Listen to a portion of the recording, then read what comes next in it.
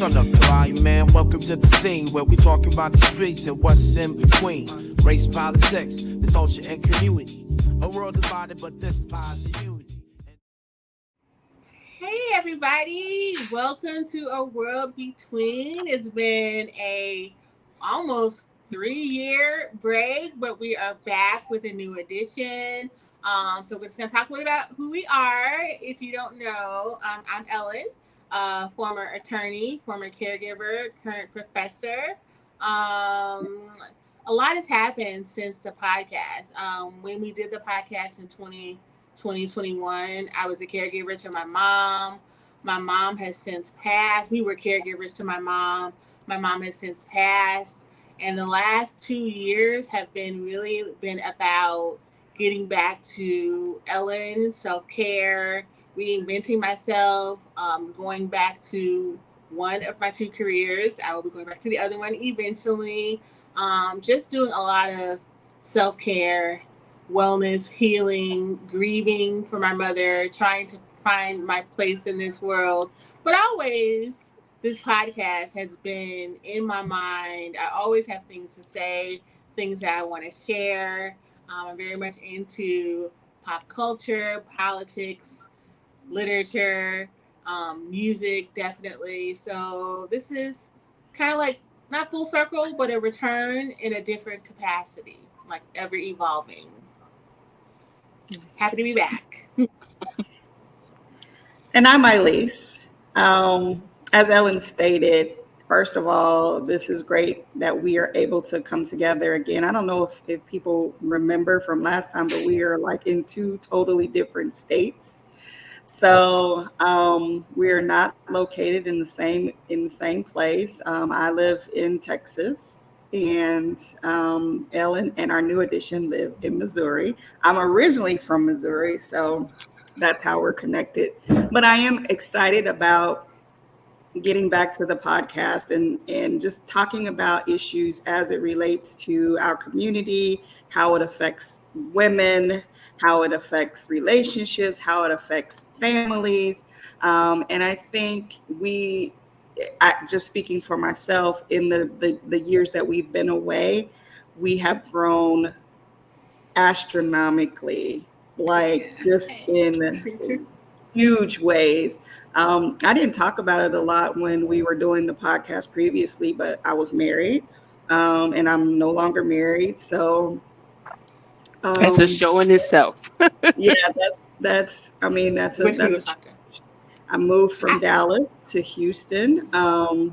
But all in all, I'm still the same person. I picked up a lot of things that I had dreamed about doing in the past, but because I was a single mom, I wasn't able to do that. So I sell real estate now, which I wanted to do for 25 years. So a lot has changed. I have grown a lot. And I'm excited, just excited about really getting into having conversations, especially with our new addition. can, Hey. before you start, can we talk about how Elise and I and my sister, the reason why we know each other, we all went to the same college, and Yes. we were not friends. We knew each other. Elise and I were actually RAs in the same building, and we never had a conversation. So we connected on social media. I was like Mhm. reading her posts. I'm like, this girl is really smart. I'm like, why did I know her? And I was like, I want to get to know her. So that's how we connected and actually became Yeah. friends. Okay, Keita. Okay. So I'm Eileen. I am Ella's twin sister, and don't get this twisted. We say twin, but we're not a lot alike at all. We are so At different. all. And I remember when you all would record, and I was like, "Ooh, this is so good. Ooh, this is so." I'm like, but I would never, be on the show except for once. And then I was like, "Okay, I think I'm going to be a part of it because I have a lot to say, even though I'm quiet, but I do have things to say." So, a little bit about me: I am an HR professional. I have my own business that's related to HR. I'm also an author, a former caregiver, and also an artist. And like my sister said, this has been a really transition. It's like a transition for us. like my mom passed, and I really had to find out what I'm passionate about, what purpose do I want to leave this world, so yeah, and I'm just happy to be here and to just contribute my 2 cents to the show. Welcome, Welcome. welcome.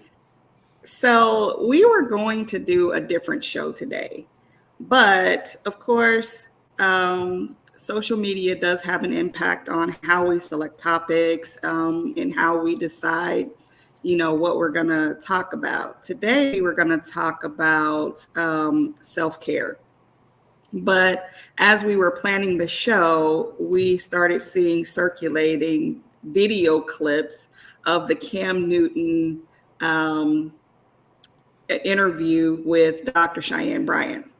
And so we thought that it would be great to talk about that. And if you've not seen the full episode, you really need to see the full episode, because there are a lot of things that impact our community, not just that small clip that everyone is showing, because there was a lot in that clip, but in the 2-hour interview, there was a lot to unpack about relationships, about psychology of how people have relationships, about children, about families. So today we're going to sidestep self-care. We're going to come back to it, but we want to get into this conversation between Cam Newton and Dr. Cheyenne Bryant. And I'm going to add a caveat. I did not get a chance to watch the whole interview, so you guys have to summarize bits and pieces for me, because I only got through a certain part. So, and we're also going to put the entire interview in the description box, so anyone that wants to watch it, they'll be able to. Yeah. So I'll start my first initial thing. Not even 2 minutes into the conversation, Cam Newton started with, "I'm here to shut you down. This is a battle. This is a fight." And for me, it just kind of set the tone for the rest of the 2.5 hours. What did you think? Okay, that's the part that I watched. I remember Cam Newton when he was first being drafted. I'm like, oh, what a cute, talented, and I hadn't really been following him too much, maybe a couple of outfits here and there. But I was really a little bit turned off by the tone that he started with. It was just really kind of off-putting for me.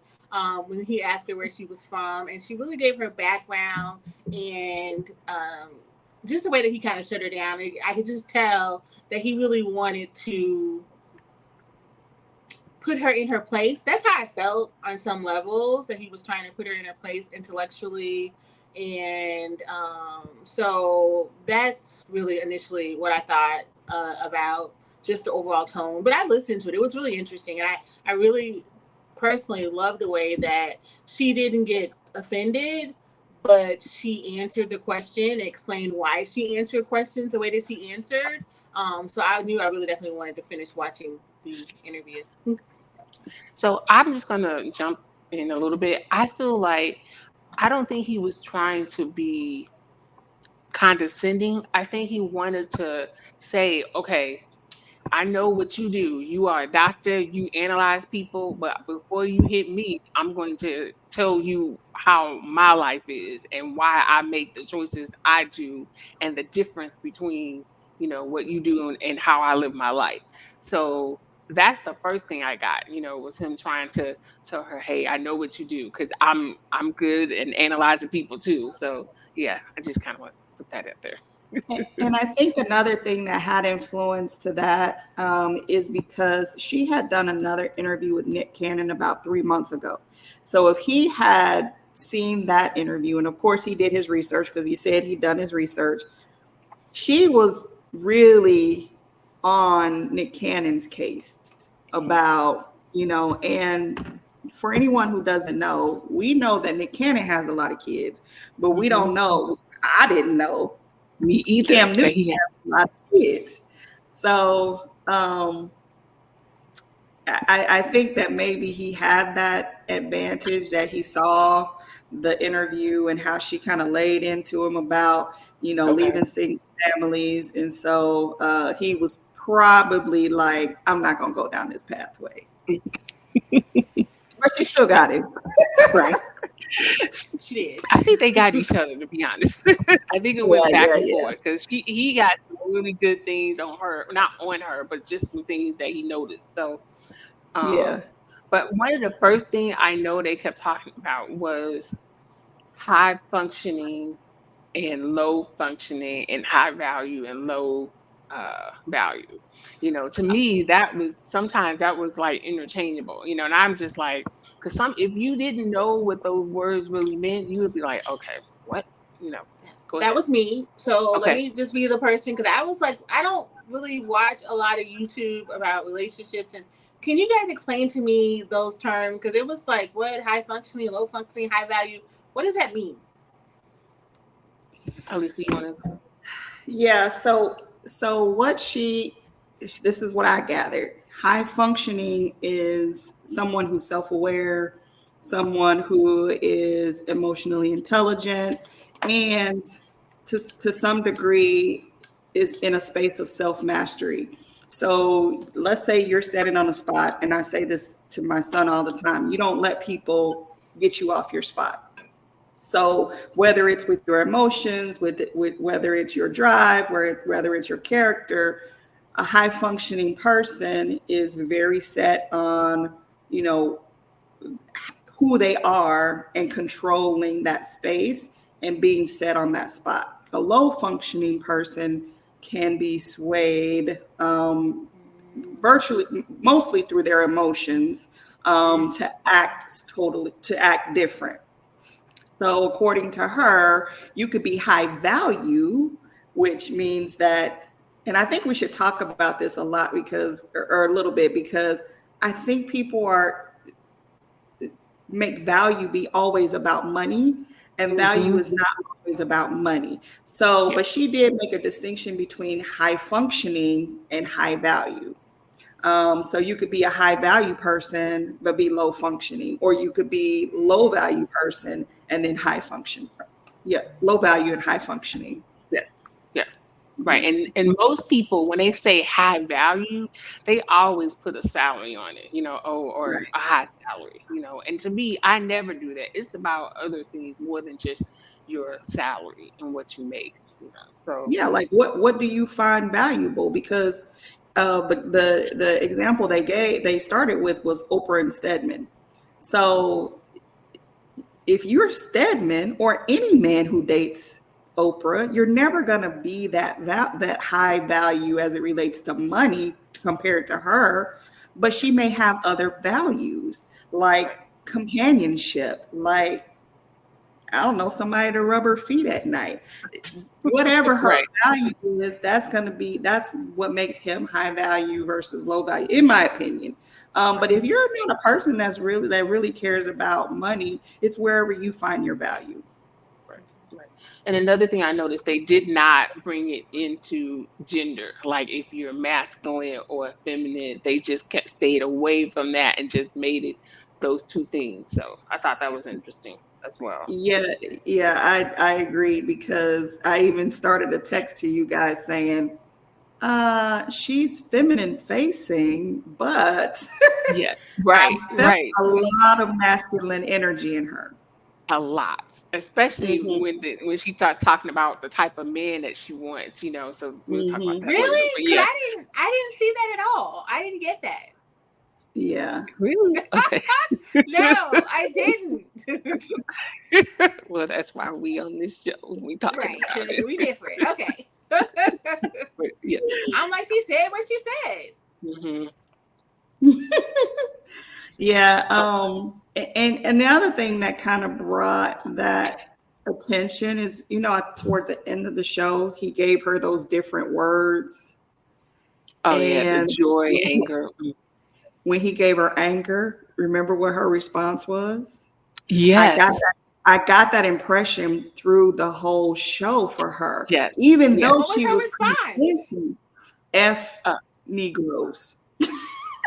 You can't say that Oh, word, but yes, you said that. And I was like, oh, she's undercover. Yes, She's yes. undercover. undercover. Hmm? Like Undercover she what? has, say that again, Undercover what? masculine, and she doesn't, I don't want to say that she thinks men they're lower than her, but she says she's been going through therapy and she's a doctor, but she has some issues with men. I feel like I really do. I do. Yeah, I agree with Yeah. that. Hmm. Hmm. If And it wasn't for that part in the show, I probably would have said, "Oh, she's just the alpha woman," blah blah blah. But from that part, I said, "Oh, she got some issues." yeah, yeah, and I think it's great that we're talking about it because it's just another side to other stories in our community. Because it's always when people talked about Kevin Samuel, and that's what his word was, high value. And now we're talking about choices. Because I love the fact that she said, when you are broken, you are making choices in your life and picking men from a broken place, not a healed place. And I totally agree with that.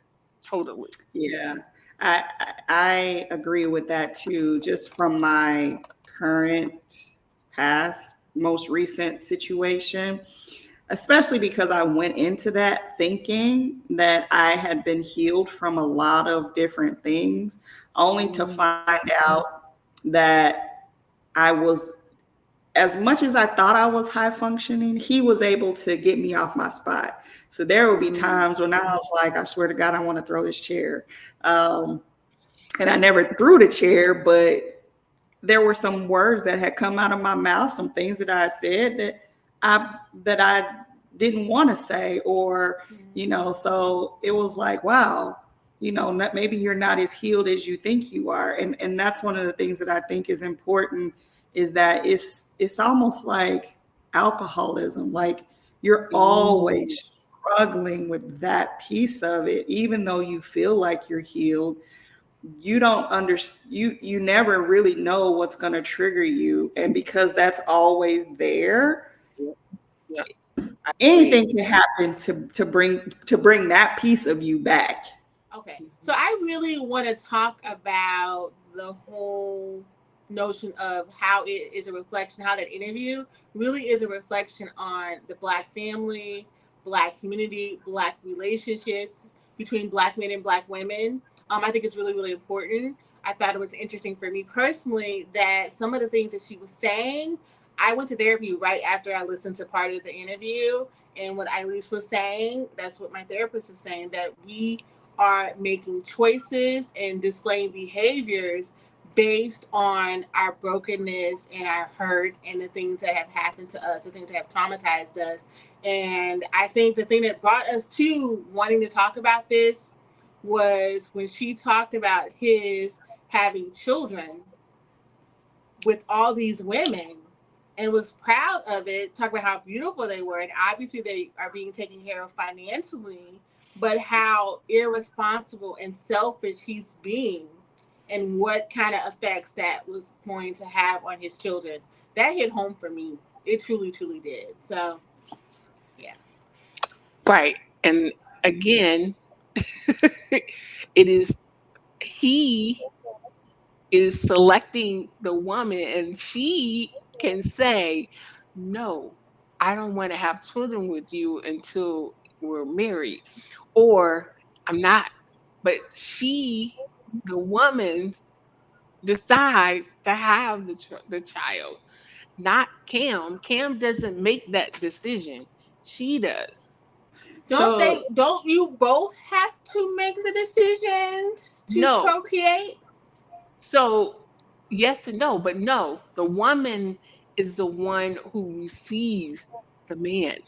She can say so, unless she says yes, he can't do it. She has to say yes. Correct? So they're both so irresponsible. yes, and I'm glad you brought this up, and I know y'all didn't get a chance to see the Nick Cannon conversation, but In the Nick Cannon conversation, she says that the reason why that is happening is because he's seeking women who are low functioning. Mm. And so the decisions that they're making, um, if it was a high functioning woman, she wouldn't make that decision. She wouldn't be attracted to that kind of man because she would be like, listen, I'm high functioning and these are the things that I want, and you can't, take me off of that square. A low functioning woman, but I don't know if she made it in this. She in this particular conversation, she did also say that sometimes women do things as strategy, Mm-hmm. which, if my desire is to have the Birkin bag, to have the trips, to have the house, and I don't really care about the man, maybe that relationship works for me. And I'm going to be forever tied to that man, or at least for the next 18 years, in order to be able to make that decision. Do we count that as broken as well? A low functioning woman as well? If she desires that as part of her life strategy. Hmm. Yeah. I mean, because she's using her as a way for payment. So yes, that's low functioning. And I mean, we have to also look at, so these are not the average man. You know, their resources are way in the millions and millions. And I'm not defending neither one of them. But what I'm saying is they're saying, okay, if I have $25 million now and I get married and I have 3 kids with this woman, she can take half of this 25 million. But if he is saying, okay, I have these kids, I know how much the court's going to make me pay child support. I mean, it doesn't make it right, but I'm just saying. And if you know that there are women out here who are out to get your money, what are you going to do? Which one are you, as somebody who's a multimillionaire, what decision do you think would be best financially? What would somebody tell them to do? And I think that's the point that Ellen was trying to make, because regardless of all of that, you still are leaving brokenness and recreating brokenness simply for your own fear. And she even brought this up, like, you have a problem with marriage, you have your, which I find interesting, considering he came from a two parent family. They was married for 39 years. And I feel like the point that he was trying to make for her is, how could you say all these things and direct and talk to people like this, and you're not married and you're not in a relationship? But the same thing for him, he never saw that. So he's mirroring behavior that he never saw. And then he's like, okay, well, you don't know what a broken family is. So how could you say you're not creating a broken family when you actually don't even know what that looks like? You don't know what it looks like for a kid to be looking out the window with their coat and their book bag waiting for dad to come. It's today my day. You don't know what that looks like. So he's operating in a way that he don't know what that looks like either. And he talking about her operating in a way that she don't know what it looks like either. And I think I heard him talk about his parents and his mom and how their marriage is so strong. Saying that, it's interesting to me that he comes from a two-parent household. He talks about how great his parents' marriage is. They've been married for 39 years. And he credits that with his success, how he can't see being a father to 8 children and you're not with them as a family, how that can be a detriment to his own children. Because people are like, oh, I want somebody who comes from a two-parent household. I don't think whether or not somebody comes from a two-parent household indicates that they know how to be responsible in their choices. He's being selfish in his choices. And he got two Not parents. not to mention, he said he wanted to get married, I guess, eventually, or he wanted to have kids, more More kids. kids. Hmm. If he does decide to get married, you know that all the first 8 are gonna be like, why you choose that family over us? Why'd you? Right. Yeah. So it is a detriment, and I think that the biggest thing that I didn't like about the interview is that he was 10 toes down in what he was saying. Mhm. And it was just he was smoking his little cigar like whatever. Right. This is how Right. we're doing. Yeah. He needs money, and this is, this is the part that I had a problem with when he said that, oh, all my kids, they can't ever say, my kid's mom cannot say that they're single mothers because they don't do this by themselves. No, they're single mothers. You may give them money and help them, but they're basically the day to day is on them. So, and as Do they all live in the same house together? I He thought he said they did all say live that. with him. He said that they all live with him. That's what he All the said. children live with him. And the moms too? I don't know because she didn't say anything about polyamorous relationship. He just Yeah. said Okay. all his kids live with him. But Okay. so from you all ladies, I just want to ask this question. So if you had a choice to date a man that was a multi-millionaire, I'm just asking, and he would never get married to you, but he would set you up in a beautiful home, you know, you would never have to work. He pays your bills, but he would never be totally committed to you. But he would have other people that it wouldn't be in your face. You would see him when you see him. Would you take that deal? Well, if you would have asked me at 20 or 30, I probably would have said no. But I ain't having no kids now. Right, right. That's what I'm saying. I mean, you see him when you see him. Bills are And paid. I and I totally, if it was a matter of companionship, like maybe I saw him on Wednesdays and every other Saturday, or maybe we did a trip, every quarter or so, I probably would be okay with that. The problem is that a lot of men like that have control issues. And while he's out doing whatever he's doing, he will try to control who you're with, who you're Oh, you seeing. couldn't see anybody else. Oh, Oh you no, just it's no, just no, no, you no. and you couldn't see anybody else. You only could be with. Oh no, that's the benefit that he says that you can't see anybody else. Exactly, exactly. So if you would have asked me that earlier in my life, I probably would say no. I wouldn't take the deal. As a matter of fact, I didn't have words for it back then, but I did recognize that a lot of men who had money, they were totally robbed of character. And I couldn't deal with their attitude and their character. Mhm. So I can't even imagine being with a multimillionaire at that age, having children with someone. I had children with people for free, but I couldn't imagine being with a multimillionaire because that's got to be a lonely life. Yeah, yeah. I mean, I don't even know how I would answer that only because, and I don't know if I at least knows this, my sister definitely knows this. I felt like growing up, I was never one of those little girls that dreamed about getting married. I never thought about a white dress or a white picket fence.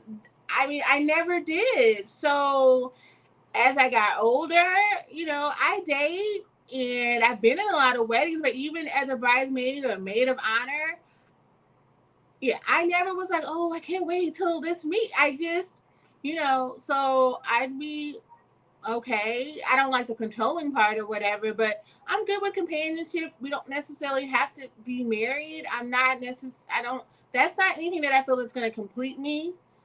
Again, I feel like sometimes I never even said that out loud because I didn't want people to be like, what's wrong with her? But Right, that right. has I never get that. really been the forefront of what I want to do, much to my mother's disappointment.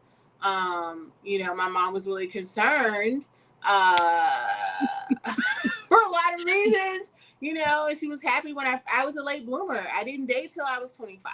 You know what I mean? But those are other issues and everything. But, you know, say for my first boyfriend, who I thought was going to be my husband, I'm like, oh, well, I guess I will get married, you know, and then it happened. I wasn't devastated. Okay, that is a lie. That is not, that's a lie. I I was remember that. You devastated. were never. Yeah, so at the end, I, because I'm older and I am not gonna have kids, companionship is cool, control is not. So if we're in a, you know, if it's a nice companionship, I don't even need him to pay my bills. You know, I that's not anything I've ever even desired either. So I don't Yeah. know how to answer that. All right. What about you, Eileen? So that's so interesting. I don't think I could, because I was that girl at 18 writing down when I was getting married. Like at 20, I was like, okay, I'm gonna get married at 22. I'm gonna have my first child at 25. You know, I mean, that was my life. That's all I ever wanted, was to be a wife and a mother. And so back then, I definitely been like, no, no, no, no. I just want to be a mother. I want a family. But then, the person I was, when they passed, I was like, this is not going to happen for me. So I had to find other ways to But fill you me have up. been married, but you have been married. Yeah, but Yeah, so 18 you months. did. I know, but you that was desire. You're not Right. going. You just gonna skip over the fact that you were married. I thought that was hilarious. I know, Look, I but you forgot did I get was married in your 20s. I I was like, forgot. It was 18 no, months. you So didn't, I girl. forgot. So But yeah, that was a but yeah, desire. yeah. So now, I mean, I could do that because I'm a loner anyway. So yeah, I could see you when I see you. But I yeah. the other thing that I did meant when they were talking about, do we think in our community we need to have a conversation about traditional versus non-traditional homes? And I think just as a community, first of all, we have to redefine marriage and the roles of marriage and things like that. But um, what do you think? Do you think that we need to redefine what a traditional home is? And I say that, I don't know if we want to go here, but We can go there there aren't because I know where there, you're going. there aren't that many men who are high value if we're putting a dollar on it, or high functioning, even close. And I think she mentioned it in this interview. Black women have to make a lot of concessions for men in order for us to be in relationships.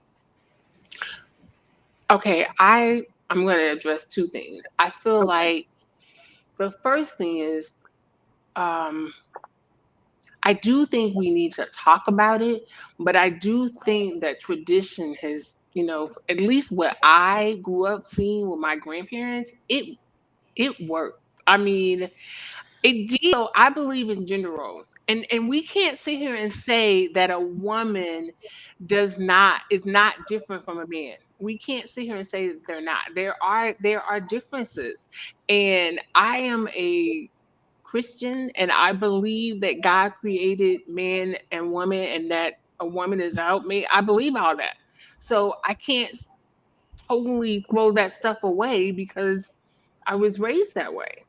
And So I was raised that way too, but I think our views of tradition, because I feel like my grandparents were not traditional, and I'm gonna explain why. Let me finish, okay? Because I know this is how we argue. My grandparents were married for over 50 years. Um, my grandmother did not depend on my grandfather financially. My grandmother had her own business. She was a beautician. And we can tell the story, and mommy has told us, so I'm not telling family secrets. But when my grandmother wanted to go to beauty school, my grandfather said no. He didn't want to spend the money. So my great aunt gave her the money. My great aunt had money. She married well. She gave my grandmother the money to go to beauty school.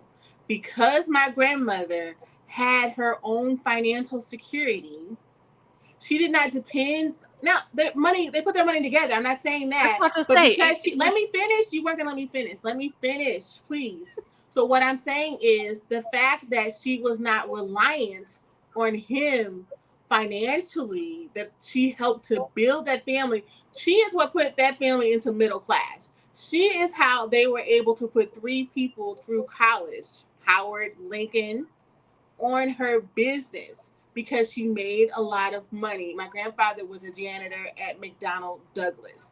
He made okay money, but it was the business that brought in the money. And the fact that my grandfather allowed my grandmother to make that kind of money, he eventually was like, he was secure in who he was as a man. He knew that together they could build that family, and together they put them into the middle class. I don't think a lot of women who were born in 1920, like our grandmother was, had that type of financial stability and also that type of support. So I look at my grandparents as an anomaly. You know, he was able to support her business and they loved each other. And yes, she cooked his meals every day. She made sure he was fed before everybody else. So she did have those traditional roles, but she had the flexibility that a lot of women didn't have because of her financial prowess. Okay. And then if you ask my grandmother who was the head of the household, who would she say? Grandpa, Yeah, she didn't. She respected him. She made him. yes.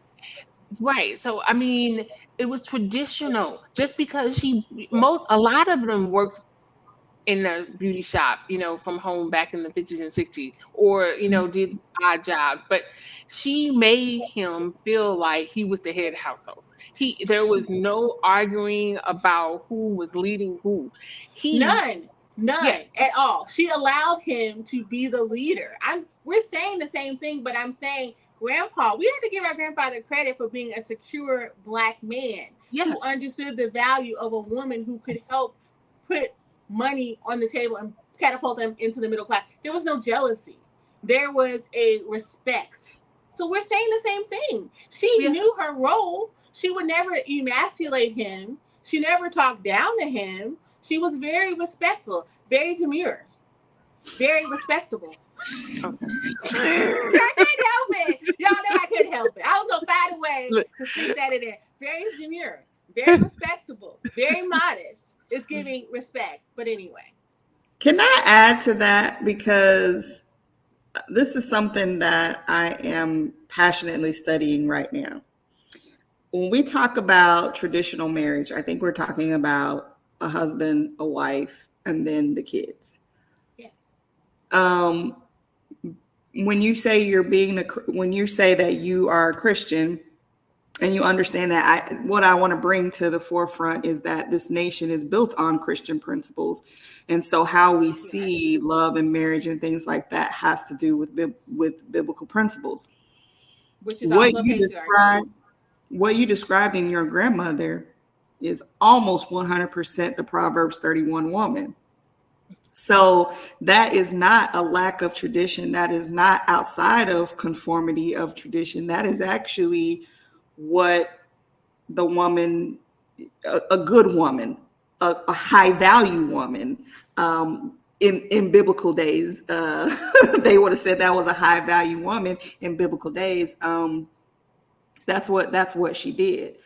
The thing that I think hurts us as a community is exactly what you said. Our men's ego is so large and out of order that it inhibits our ability to operate in the ways that God has called us to operate. So if we are your helper, we should be able to make a little bit of money to help out in the household if we are your helper. But you also have to be open to that and allow us to blossom. And if it's not happening for you, pour into us. That doesn't make it a non-traditional family. That makes us totally aware of what our purpose is in the relationship. So the reality is the reason why you saw that, and the reason why you saw a loving family is because that's how it was supposed to be. And if we did that across the board, if grandpa can't make all the money, or if dad can't make the money, pour into the wife so that she can. But what happens is, I feel, when the man can't do that, his ego takes him somewhere else, and he decides to run, he decides to abandon, he decides to do all kinds of other things, restart with other families, and that's just not, is not productive in our community. And Key, did you want to say something? Because I was going to say. Um, no, no. I mean, I do think that is true. Um, but there's another side to the story. Like, even though we can say that, who files for divorce in our community more than anyone? Women. Black women. Okay, and That's not a surprise. right, but it's typically because the man is not making enough money for the woman at that time. Because Okay, when a let's woman, kind of. wait, let me Okay, go, let me go ahead. go. Because most men don't start making money to their later years, 50, 60, because they put in the work when they're 20 and 30. And some women get impatient, and a lot of women leave because the man hasn't made the money yet. You say that's not I, true? I don't agree with that. I think the reason why I do think that money has something to do with it, but I think that the reason why women are leaving more is because they can financially. But I think the reasons why they are leaving is more about what she refers to as low functioning behavior. You can't be calling my friends and family telling our business. We Hey, don't. I can say it. No, no, Nikita, you got divorced. Why did you file for divorce? We're not Because talking he about that. cheated. Because he cheated. Because he was not putting in the money that you were putting in the money. He was going to work, going on vacation. You know what I'm saying? I'm not trying to put your business out, but all the reasons that you're saying that women file for divorce because you didn't divorce him because he wasn't making enough money because he cheated and he wasn't even trying to pay half the bills. He wanted you to pay most of the bills and you were working overtime. So But even for you your can't. own We I'm can't saying use mine is a. I mean, I'm yours one is person. typical. It's No, not it's it's not not. Disagree on this because when you divorce a man, you typically get more money when you divorce him because you get child support that you don't have to claim for. You can put that money anywhere you want to. So I mean, you can't use me as an example. I am. You can't be in a relationship expecting a woman to be 50-50 and not helping out. You can't be in a marriage and expecting a woman to stay with you and you're not loyal, or you are robbed of character, or you have no control over your emotions, or you have feminine you know um tendencies. And when I say feminine tendencies, I'm not saying like uh you act like a woman. I'm saying you gossip, you you said telling your women business in gossip? the streets, huh? You What did you saying say, women Nicole? gossip? Is that a Yeah, trait women do just for gossip. women? Okay. No, well, it should be. It should be a characteristic for anyone, but when a man does it, it's worse. We ask you, do you think there isn't a difference between men and women? I'm just asking. Me? Do you think there's yes? Yes, I Oh, do. And okay. I think also we haven't talked about it. This will be another episode. But we really, one of my favorite books is Bell Hooks, All About Love, and she really explains why are you rolling your eyes when I talk about Bell Hooks. That's a Which very one? different book. I started Have to, you I read haven't it? finished it. I did. I started halfway. I'm gonna finish it. I did. I But only she read talks half of it about too because I didn't like it. you didn't like it. Neither Mm-mm. one of you. You didn't think what she said made sense. Talking about how the patriarchal society and how men are supposed to be the breadwinners winners and how that affects black men in our society in relationship and community. Y'all don't agree? I Y'all don't do think? agree. I do agree that our black men are affected by society. I mean, and I've said this before.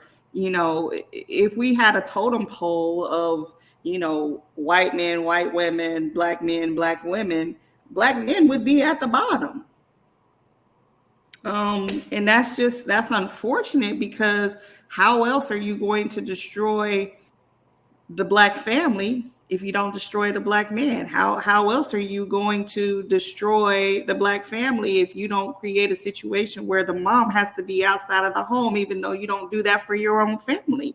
How else are you going to be able to do that? The problem that I have though is that if we know all of these things are true, do something about it. And that's what I don't see from our men. I see them saying, well, it's the woman's fault or having these excuses, but I don't see them doing anything to elevate themselves. Or let me say, not anything. I don't see them doing a whole lot of things to elevate themselves. I mean, I don't want to say that a blanket statement. I think maybe some black men, but that could be said, I don't want to say all black men No, are. because I think it has to do with the not the people you attract, but I think it also has to do with the energy you put out there. I'm not saying that, you're negative with black men and you're going to have negative experiences, with some, but I think as a community we have to listen to each other. Like when men say what it is that they want, and we can't just be like, no, I'm not doing that. I mean, we should say, well, let's figure out how we can compromise on this, or how can, or even when if a woman says this is what we want, black men can't say, no. We have to have something in the middle. We have to. Yeah, I Yeah. agree with that.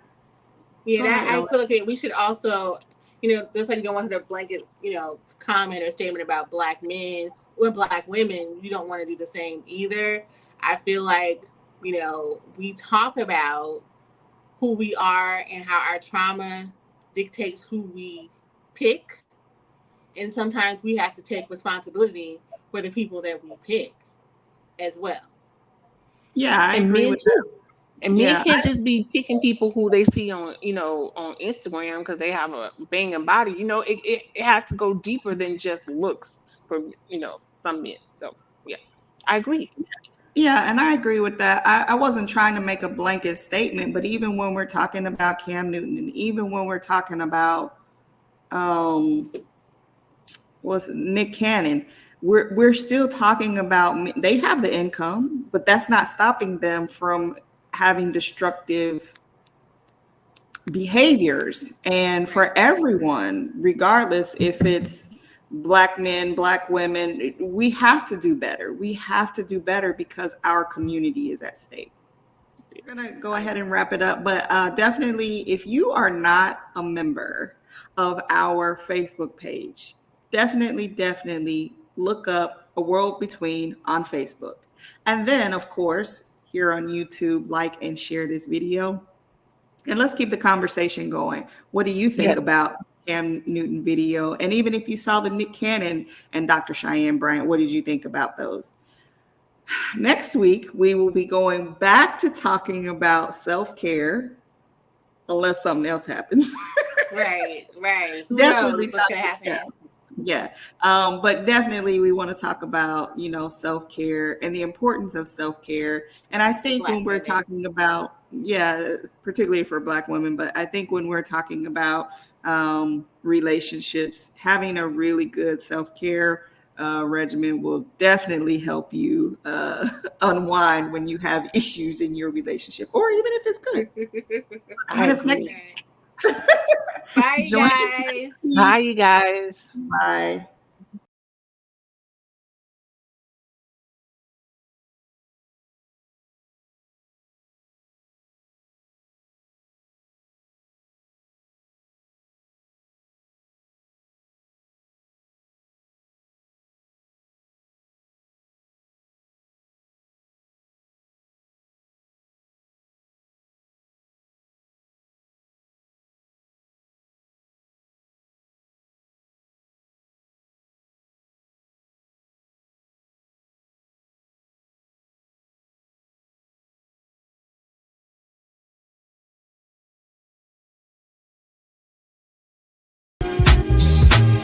Turn up the volume, man. Welcome to the scene where we talking about the streets and what's in between. Race, politics, the culture, and community. A world divided, but this positive unity. Entertainment trends, how the system shapes. From the hood struggles to the movements we make. True stories, the real vibes, no fakes. It's on every side, whatever it takes. It's a world between now.